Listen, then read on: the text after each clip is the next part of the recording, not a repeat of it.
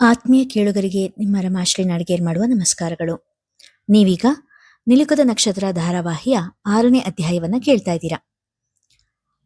ನಿಶ್ಚಿತಾಂಬುಲ ಆಯ್ತಲ್ಲ, ಈಗ್ಲಾದ್ರೂ ಒಂದ್ಸರಿ ಗಂಡಿನ ಮನೆ ನೋಡ್ಕೊಂಡು ಬರೋದ್ ಬ್ಯಾಡ್ವಾ ನಾವು? ರಾತ್ರಿ ಊಟ ಮಾಡಿ ಜಗಲಿಯ ಮೇಲೆ ಕುಳಿತವನ ಮುಂದೆ ಮಡಿಸಿದ ವೀಳ್ಯದೆಲೆ ಇಟ್ಟು ನುಡಿದಳು ಪಮ್ಮಕ್ಕ. ಗೋವಿಂದಪ್ಪ ಹೆಂಡತಿ ಕೊಟ್ಟ ವೀಳ್ಯ ಬಾಯಲ್ಲಿ ತುರುಕಿ ಮನೆಯ ಮಾಡು ನೋಡುತ್ತಾ ಸುಮ್ಮನೆ ಕುಳಿತ. ಅಲ್ಲ, ನೀವೇನು ಹೇಳಲಿಲ್ಲ. ನಾವು ಹೋಗ್ಬರೋದಾ? ಪಮ್ಮಕ್ಕನ ಮಾತಿಗೆ ಉತ್ತರವಿಲ್ಲ.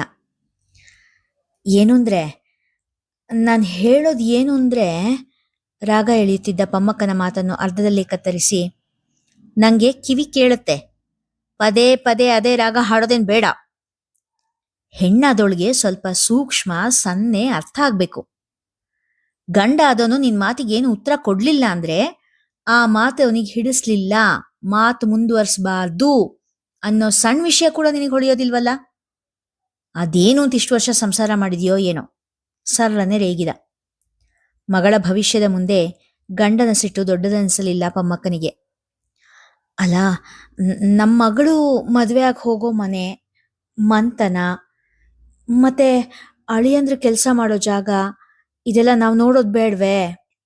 ಮತ್ತೆ ಅದೇ ಮಾತು ಹೇಳಿದರು. ಏಯ್, ಒಂದ್ಸರಿ ಹೇಳಿದ್ರೆ ಗೊತ್ತಾಗಲ್ಲೇನ? ನಾ ಹೇಳಿಲ್ಲೇನ? ಮಧ್ಯಸ್ಥಿಕೆ ಮಾಡಿದವ್ರು ಹೇಳಿದಾರೆ, ಸಿಟಿಲಿ 3 ಕೋಣೆ ಇರೋ ಮನೆ ಇದೆ, ಹುಡುಗನ ಹತ್ರ ಬೈಕ್ ಇದೆ, ಅಣ್ಣನೂ ಒಂದು ಫ್ಯಾಕ್ಟ್ರಿಲಿ ಕೆಲ್ಸಕ್ಕೆ ಹೋಗ್ತಾನೆ, ನಿನ್ ಅಳಿಯ ಕೂಡ ಕೆಲ್ಸದಾಗೆ ಇರೋದು, ಹೊಟ್ಟೆಗೆ ಬಟ್ಟೆಗೆ ಏನು ತೊಂದರೆ ಇಲ್ಲ. ಮತ್ತಿನ್ನೇನ್ ಬೇಕು? ಇರೋಳು ಒಬ್ಳಕ್ಕ, ಅವಳಿಗೂ ಮದುವೆ ಆಗಿದೆ, ಬಾಣಂತನ ಕೂಡ ಆಗಿದೆ. ನಿನ್ನ ಮಗಳಿಗೇನ್ ಕೊರೆ ಆಗೋದಿಲ್ಲ. ಸುಮ್ಮನೆ ಇಲ್ದಿದ್ದು ಸಲ್ದಿದ್ದು ಹೇಳ್ತಾ ಕುತ್ಕೋಬೇಡ. ಏನ್ ಸಿಟಿಗೆ ಹೋಗೋದಂದ್ರೆ ಸುಮ್ಮನೆ ಆಗತ್ತಾ? ಮತ್ತೊಂದಿಷ್ಟು ಖರ್ಚು. ದುಡ್ಡಿನ ಬೆಲೆ ಗೊತ್ತಿದ್ರೆ ತಾನೆ. ಏನ್ ನಿಮ್ಮಪ್ಪ ಕೊಪ್ಪರ್ಗೆ ದುಡ್ಡು ಕೊಟ್ಟಿರೋಂಗ್ ಮಾತಾಡ್ತಿ, ಏರ್ದ ದನಿಯಲ್ಲೇ ಹೇಳ್ದ ಗೋವಿಂದಪ್ಪ. ಪಮ್ಮಕ್ಕ, ರೇಖಾನ್ ಭವಿಷ್ಯದ ಪ್ರಶ್ನೆ ನಾವೇ ಹೋಗಿದ್ರೆ ಎನ್ನುತ್ತಿರುವಂತೆಯೇ ಅವಳ ಮೈಮೇಲೆಯೇ ಏರಿ ಬಂದ ಗೋವಿಂದ. ಹೆದರಿದ ಪಮ್ಮಕ್ಕ ತನ್ನ 2 ಕೈಗಳನ್ನು ಅಡ್ಡ ಹಿಡಿದಳು. ಅಪ್ಪ ಎದ್ದ ರಭಸ ಕಂಡು ಒಳ ವರಾಂಡದಲ್ಲಿ ಕುಳಿತಿದ್ದ ರೇಖಾ ಕೂಡ ಹೊಸ್ತಿಲ ಬಳಿ ಓಡಿ ಬಂದಳು. ಅವಳ ಕಣ್ಣಲ್ಲಿ ಭಯವಿದ್ದರೂ ಸಣ್ಣ ಆಕ್ರೋಶ ಕೂಡ ಎಣುಕುತ್ತಿತ್ತು. ರೇಖಾಳನ್ನು ಅಲ್ಲಿ ನೋಡಿ ಹೊಡೆಯಲು ಎತ್ತಿದ ಕೈ ಇಳಿಸಿದ ಗೋವಿಂದಪ್ಪ. ಹೋಗು, ಈಗ್ಲೇ ಹೋಗಿ ನಿಮ್ಮಪ್ಪನ ಹತ್ರ 10,000 ಇಸ್ಕೊಂಡ್ ಬಾ. ನಾವಷ್ಟೇ ಏನು, ಊರೋರ್ನೆಲ್ಲ ಕರ್ಕೊಂಡು ಹೋಗಿ ಮನೆ ನೋಡ್ಕೊಂಡ್ ಬರೋಣ ಎಂದಾಗ ಮುಂದೇನು ಮಾತನಾಡಲು ತೋಚದೆ ಸುಮ್ಮನಾದರು ಪಮ್ಮಕ್ಕ. ಗಂಡಿನ ಮನೆ ಹೆಂಗಿದೆ ಅಂತ ನೋಡಿಲ್ಲ, ಮನೆಯವ್ರ ಹೆಂಗೆ ಅಂತ ಯಾರನ್ನೂ ವಿಚಾರಿಸಿಲ್ಲ. ನಿಶ್ಚಿತಾರ್ಥದ ಸಮಯದಲ್ಲಿ ಅವಳ ಅತ್ತೆ ಆಗೋರು ಮತ್ತ ಆ ವಾರ್ಗಿತ್ತಿ ಎಷ್ಟು ಬಿಗಿಯಾಗಿದ್ರು ನೋಡು. ನಂಗೆ ಯಾಕೋ ಭಯವಾಗುತ್ತೆ ಕಣೆ ರುಕ್ಕು. ಈ ಹುಡುಗಿ ಬೇರೆ ಓದ್ತೀನಿ ಕೆಲಸ ಮಾಡ್ತೀನಿ ಅಂತ ಕುಣಿಯುತ್ತೆ. ಇವಳು ನಿನ್ ಹಾಗೆ ಹೊಂದ್ಕೊಂಡು ತಗ್ಗಿ ಬಗ್ಗಿ ನಡೆಯೋ ಹೆಣ್ಣಲ್ಲ. ಎಲ್ಲಿ ಏನ್ ಅವಾಂತರ ಮಾಡ್ಕೋತಾಳೋ ಅಂತ ಭಯ ಆಗ್ತಿದೆ ಕಣೆ. ದೊಡ್ಡ ಮಗಳ ಬಳಿ ಅಲವತ್ತುಕೊಂಡರು. ಅಯ್ಯೋ, ರೇಖಾ ಏನ್ ದಡ್ಡಿ ಅಲ್ಲ ಬಿಡಮ್ಮ. ಅವಳಿಗೆ ಯಾರ ಹತ್ರ ಹೇಗ್ ನಡ್ಕೊಳ್ಬೇಕು ಅಂತ ಗೊತ್ತಿದೆ. ನೀನ್ ಸುಮ್ನೆ ಹೆದರ್ಕೊಳ್ತಾ ಇದೀಯ ಅಷ್ಟೇ. ಗಂಡ ಇವಳು ಪರ ಇರ್ಬೇಕಾದ್ರೆ ಅತ್ತೆ ವಾರ್ಗಿತ್ತಿ ಹೇಗಿದ್ರೇನು? ನೀನೇ ನೋಡ್ದಿಯಲ್ಲ, ಆ ಹುಡ್ಗ ಮದುವೆಗ್ ಮುಂಚೆನೆ ರೇಖಾನ್ ಬಗ್ಗೆ ಎಷ್ಟೊಂದು ಪ್ರೀತಿ ತೋರಿಸ್ತಾನೆ. ಆಗ್ಲೇ ಅವಳು ಕೇಳ್ದೇನೆ ಮೊಬೈಲ್ ತಂದ್ಕೊಟ್ಟಿದ್ದಾನೆ. ಇನ್ನೂ ಮದುವೆ ಆದ್ಮೇಲೆ ಸುಮ್ಮನೆ ಇರ್ತಾನಾ? ರೇಖಾನ ಕಣ್ರೆಪ್ಪೆಲಿಟ್ಟು ಜೋಪಾನ ಮಾಡ್ತಾನೆ. ಏನು ಯೋಚನೆ ಮಾಡ್ಬೇಡ. ರುಕ್ಕು ತಾಯಿಗೆ ಸಮಾಧಾನ ಮಾಡಿದಳು. ಅದೇ ಕಣೆ ನಂಗೆ ಚಿಂತೆ. ರೇಖಾ ದಡ್ಡಿ ಅಲ್ಲ, ಜಾಣೆ. ಅವಳು ನಮ್ ಹಂಗಲ್ಲ, ದೊಡ್ಡ ದೊಡ್ಡ ಕನ್ಸುಗಳಿದಾವೆ ಅವಳಿಗೆ. ಹೆಣ್ಣು ಗಂಡಿಗಿಂತ ಏನ್ ಕಮ್ಮಿ ಅಂತ ಹಾರಾಡ್ತಾ ಇರ್ತಾಳೆ. ಮಹಾನ್ ಸ್ವಾಭಿಮಾನಿ. ಪಮ್ಮಕ್ಕನಿಗೆ ರೇಖಾ ತನ್ನ ಹಕ್ಕಿಗಾಗಿ ಹೋರಾಡುವ ಅವಳ ಸ್ವಭಾವದ ಬಗ್ಗೆ ಇರುವ ಸಣ್ಣ ಹೆಮ್ಮೆಗಿಂತಲೂ ದಿಗಿಲೇ ಹೆಚ್ಚಾಗಿದೆ. ಸ್ಕೂಲ್ ಬಿಡಿಸಿದಾಗ ಅವ್ರ ಅಪ್ಪನ ಹತ್ರನೇ ಎಷ್ಟು ವಾರ್ಸಿದ್ಲು ನೋಡು. ನಿಮ್ಮಪ್ಪ ಅವಳಿಗೆ ಹೆಂಗ್ ಸೌದೆ ತಗೊಂಡ್ ಬಾರಿಸಿದ್ರು, ನಿಂಗ್ ನೆನ್ಪಿದೆ ಅಲ್ವಾ? ಅಲ್ಲೂ ಹೀಗೆ ಮಾಡಿದ್ರೆ ಏನ್ ಮಾಡೋದು? ಒಂದ್ಸಾರಿ ಹುಡುಗನ ಮನೆಯವ್ರ ಬಗ್ಗೆ ವಿಚಾರಿಸಿದ್ರೆ ನಂಗೊಂದಿಷ್ಟು ನೆಮ್ಮದಿ ಇರ್ತಿತ್ತು. ಅಲವತ್ತುಕೊಂಡರು. ಹೆತ್ತ ತಾಯಿಯ ಸಂಕಟ ಹೆತ್ತ ಒಡಲಷ್ಟೇ ಅರಿಯುವುದು. ರುಕ್ಮಿಣಿ ಬಳಿ ಹೇಳಿಕೊಂಡರೆ ತಾನೇ ಏನು ಉಪಯೋಗ?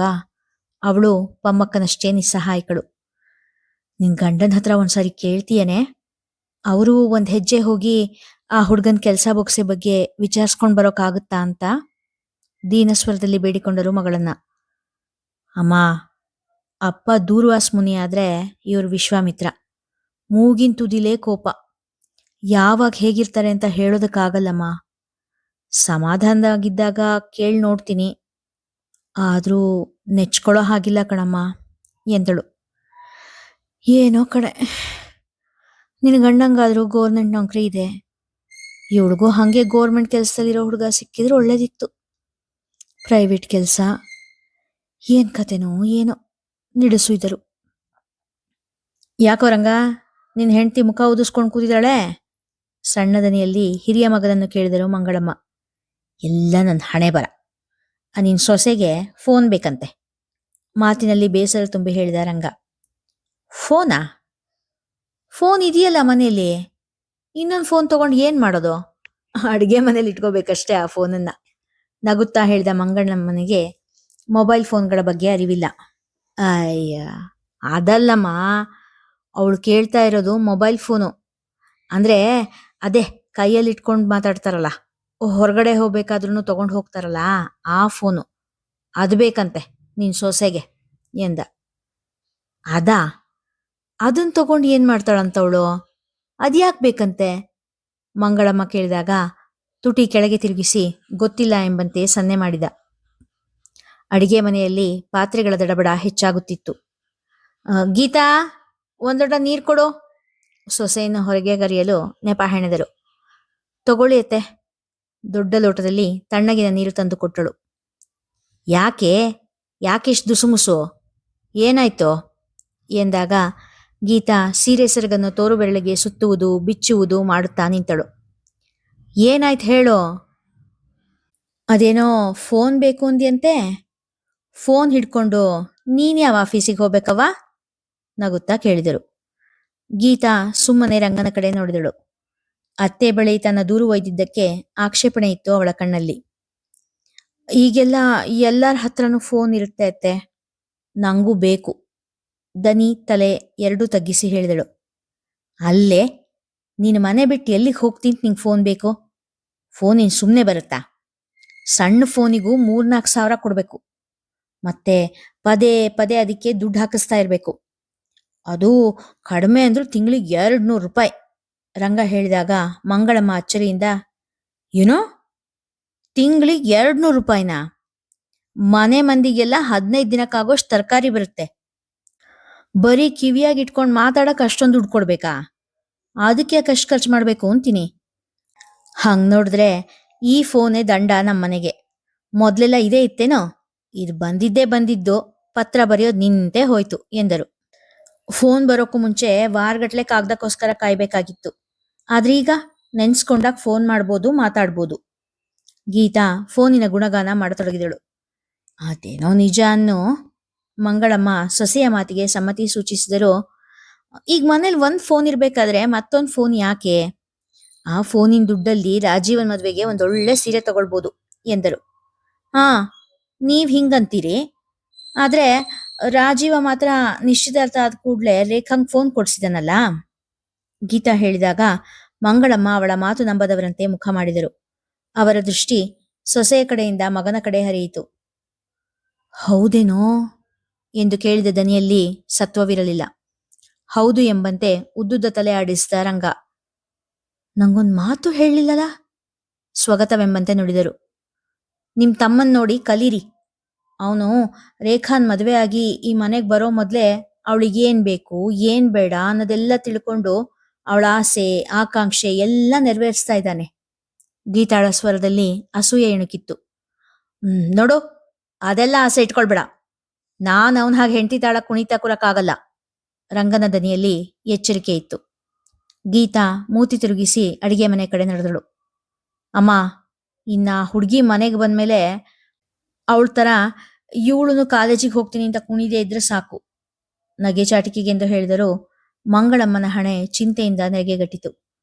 ರಾಜೀವ ಮನೆಗೆ ಬಂದ ಮೇಲೆ ಅವನ ಬಳಿ ಮಾತನಾಡಬೇಕೆಂದು ಯೋಚಿಸಿದರು ಮಂಗಳಮ್ಮ. ಇಲ್ಲಿಗೆ ಇಂದಿನ ಸಂಚಿಕೆ ಮುಗಿಯಿತು. ಮುಂದಿನ ಕತೆ ಮುಂದಿನ ಸಂಚಿಕೆಯಲ್ಲಿ. ಇದೇನಿದು ಕತೆ ಹೀಗಿದೆ, ಈಗಿನ ಕಾಲದಲ್ಲಿ ಮೊಬೈಲ್ ಫೋನ್ ಬಗ್ಗೆ ತಿಳಿದೇ ಇರೋರು ಯಾರು ಅಂತ ಯೋಚನೆ ಮಾಡ್ತಾ ಇದ್ದೀರೋ ಏನೋ ನೀವೆಲ್ಲ. ಈಗ ನಡೀತಾ ಇರೋ ಕಥೆ ರೇಖಾ ರಾಜೀವ ಇಬ್ಬರ ಗತಜೀವನದ ಕತೆ. ಅಂದ್ರೆ ಒಂದಿಷ್ಟು ವರ್ಷಗಳ ಹಿಂದೆ, ಒಂದು 15-20 ವರ್ಷದ ಹಿಂದೆ ಮೊಬೈಲ್ ಫೋನ್, ಸ್ಮಾರ್ಟ್ ಫೋನ್ ಇನ್ನು ಎಲ್ಲರ ಕೈಲೂ ಇಲ್ಲದೆ ಇದ್ದಿದ್ದ ಕಾಲ. ಆ ಕಾಲದಲ್ಲಿ ನಡೀತಾ ಇರುವಂತ ಕಥೆ ಇದು. ಆ ಟೈಮಲ್ಲಿ ಫೋನ್ ಅಂದ್ರೆ ಲ್ಯಾಂಡ್ಲೈನ್ ಫೋನ್ ಅಂತ ಮಾತ್ರ ಅನ್ಕೊಳ್ತಾ ಇದ್ರು. ಸೊ ಅವಾಗಿನ ಕಾಲದ ಕಥೆ ಆಗಿದ್ರಿಂದ ಮೊಬೈಲ್ ಫೋನ್ ಬಗ್ಗೆ ಎಲ್ಲರಿಗೂ ತಿಳಿದಿಲ್ಲ ಅನ್ನೋದು ಇದೆ. ಕಥೆ ಇಷ್ಟವಾಗಿದ್ರೆ ಹೆಚ್ಚು ಹೆಚ್ಚು ಜನರಿಗೆ ಶೇರ್ ಮಾಡಿ, ಕಥೆಯನ್ನ ಲೈಕ್ ಮಾಡಿ, ಹಾಗೆ ಕಾಮೆಂಟ್ ಸೆಕ್ಷನ್ ಅಲ್ಲಿ ನಿಮ್ಮ ಅಭಿಪ್ರಾಯ ತಿಳಿಸಿ ಪ್ರೋತ್ಸಾಹಿಸಿ. ನೀವೇನಾದ್ರೂ ಮೊದಲ ಬಾರಿಗೆ ನಮ್ಮ ಚಾನೆಲ್ಗೆ ಭೇಟಿ ಕೊಟ್ಟಿದ್ರೆ ದಯವಿಟ್ಟು ನಮ್ಮ ಚಾನೆಲ್ನ ಸಬ್ಸ್ಕ್ರೈಬ್ ಮಾಡಿಕೊಳ್ಳಿ. Thank you.